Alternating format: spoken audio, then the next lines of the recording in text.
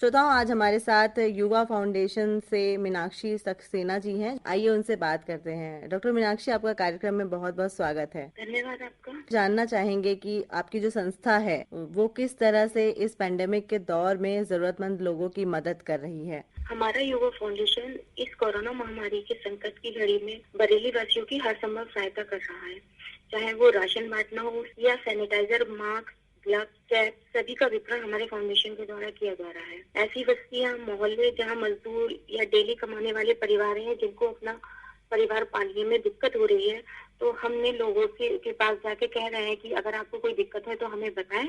उनका हर तरीके से वितरण सहायता की जा रही है। और इसमें हम लोग एक बात और ध्यान रख रहे हैं कि फिजिकल डिस्टेंसिंग का पालन करते हुए जी। हम हर तरीके से लोगों की हर संभव सहायता कर रहे हैं। और साथ ही स्वच्छता का भी पूरा ध्यान रखा जा रहा है। मोहल्ले में हम लोग जाकर सैनिटाइज कर रहे हैं।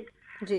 साथ ही हमारी जो टीम है उसके द्वारा जो कोरोना वॉरियर्स हैं उनको भी सम्मान दिया जा रहा है, जैसे सफाई कर्मी है, डॉक्टर्स हैं और स्पेशली बैंक कर्मचारी जिन पर किसी का अभी तक ध्यान नहीं गया है। जी जी। उन लोगों को भी हमारे द्वारा सम्मानित किया गया है।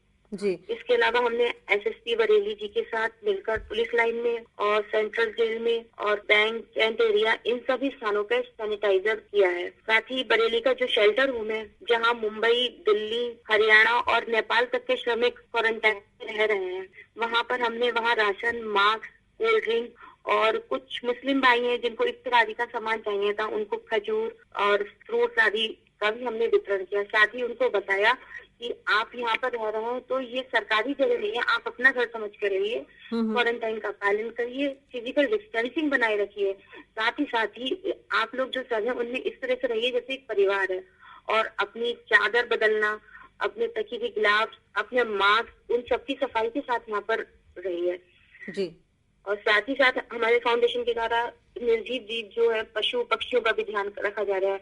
जैसे सड़क के मोहल्ले के जो जानवर है टहलते हैं, उनको बिस्कुट बांटना, बंदरों को बांटना, इन सब चीज का भी, वो भी भूखे न रहे, इस चीज का भी ध्यान रखा जा रहा है। और ब्लड डोनेशन कैंप भी लगाए जा रहे हैं, जिसके द्वारा हमारे वॉलेंटियर्स ने ब्लड डोनेट किया है। किसी को भी कोई ब्लड की जरूरत है वो हमारे युवा फाउंडेशन से आकर संपर्क करें। जी। हम लोग जैसे इस समय ऐसा बस चल रहा है कि हर कोई भागती दौड़ती जिंदगी में अचानक से ये रुक सा गया है कोरोना वायरस की वजह से, तो सभी के मानसिक स्वास्थ्य पर बहुत असर पड़ रहा है। इस बीच चिंता, डर, अकेलापन, अनिश्चितता का माहौल बना हुआ है और लोग दिन रात इससे जूझ रहे हैं। इस तरह की जो परिस्थिति आई है, इसमें हमारा युवा फाउंडेशन कॉलोनीज में जाके, मोहल्ले में जाके, घर के बाहर खड़े होकर फिजिकल डिस्टेंसिंग का पालन करते हुए उन लोगों को बता रहा है कि आप मेंटल हेल्थ को भी अपने ध्यान दें, फिजिकल के साथ साथ घर में परिवार के साथ रहें, इंडोर गेम्स खेलें, बच्चों का जो ध्यान है वो योगा में लगाएं। अगर बड़े बुजुर्ग हैं उनको बच्चों के साथ मिक्सअप करके उनकी जो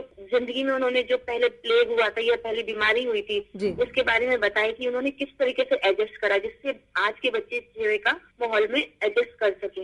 इन सब की भी हम लोग जानकारी दे रहे हैं। लोग अपनी मनपसंद चीजें बनाएं, अपनी हॉबीज को आगे बढ़ाएं, मेंटल हेल्थ का भी ध्यान दे रहे हैं। जी बिल्कुल, ये बात तो है मीनाक्षी जी की जो मेंटल हेल्थ है उसका ध्यान दें, अपने को व्यस्त रखें, कुछ ऐसे काम करें जो आपको पसंद हो। लेकिन फिर भी बहुत सारे ऐसे लोग हैं जिनके पास रोजगार नहीं है या फिर जिनकी नौकरी छूट गई है। जैसे कि आपने बताया कि आप लोग शेल्टर होम गए, तो वहां पर आपने बताया कि दूसरे राज्यों के, इवन नेपाल तक के जो श्रमिक थे वो वहां पर थे, तो वहां पर आपका अनुभव कैसा रहा? क्योंकि मानसिक रूप से वो लोग परेशान होंगे, तो उनको आपने किस तरह से उनकी काउंसलिंग की? हाँ, ये तो था कि वो लोग बहुत ही मानसिक रूप से परेशान थे। दूसरी बात, वो लोग अपने घर से दूर थे।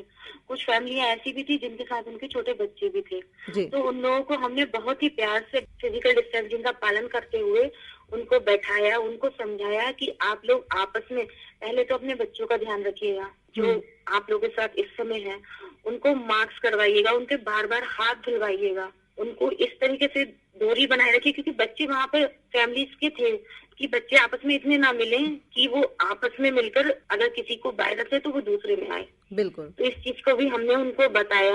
आप दूर रहकर अंताक्षरी खेल सकते हैं, दूर रहकर योगा कर सकते हैं, खाना खाना है तो आप थोड़ी दूरी बनाकर खाइएगा, अपने हाथ बार बार धोइएगा, इन सब चीजों का भी हमने उनको बताया। अगर कोई बच्चे पढ़ने वाले हैं तो पेरेंट्स इस बात का ध्यान रखें कि छोटे बच्चे हैं कि उनको कुछ सिखाएं वहीं पर बैठे हुए, कि पढ़ाई का भी उनका ध्यान रखें। सारी चीजों का हमने ध्यान रखते हुए उनकी काउंसलिंग करी इस तरीके से। जी जी। संकट की घड़ी में उनका हमने साथ दिया, इससे उन लोगों का उत्साहवर्धन हुआ। हम्म। उन लोगों को लगा कि नहीं, हम अपने राज्य से दूर हैं, अपने घर से दूर है, फिर भी यहाँ पे हमारे अपने लोग हैं, जी हमारे देश के लोग हमारा साथ दे रहे हैं। बहुत सी संस्थाएं और भी हैं जो कि आकर हमारी मदद कर रही है, जी इससे उनका अकेलापन दूर हुआ। जी बिल्कुल। एक मुश्किल वक्त है ये, और हाँ ऐसे मुश्किल वक्त में देखने में आ रहा है कि देश का प्रत्येक नागरिक अपनी तरह से योगदान दे रहा है इस मुश्किल जी। घड़ी से उबरने के लिए। जैसे कि आपने बताया कि ब्लड डोनेशन, उसके बारे में जानना चाहेंगे, क्योंकि इस महामारी के कारण जो ब्लड बैंक है वहां पर भी खून की कमी हो रही है।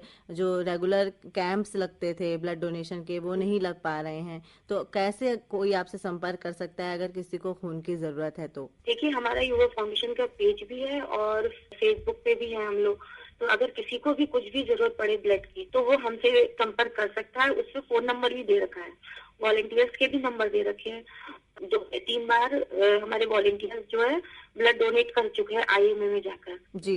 जैसे कि खाने के पैकेट्स भी आपकी संस्था बांट रही है जी जी। लोगों में, तो जो जरूरतमंद लोग हैं क्या वो आपके पास आते हैं, या फिर आप लोगों ने किसी तरह से उनका चयन किया है कि किन लोगों में इन पैकेट्स को बांटना है? लोग आते भी हैं और हमने चयन भी किया है। एक तरीके से सर्वे कराया है, वो कॉलोनी चिन्हित करी है जहाँ पर इस तरीके के लोग रहते हैं, जहाँ पे मजदूर टाइप या काम करने वाले या जो डेली ही कमा के खाते हैं, ऐसी कॉलोनियां, ऐसी छावनियां हमने चिन्हित करी हैं। वहाँ के सभासद से जाकर हमने संपर्क करा और उनसे पूछा कि आपके यहाँ कितने लोग हैं। उसके बाद हम खुद वहाँ पर जाके इस राशन बांट कर आते हैं, उनकी समस्याओं को पूछते हैं।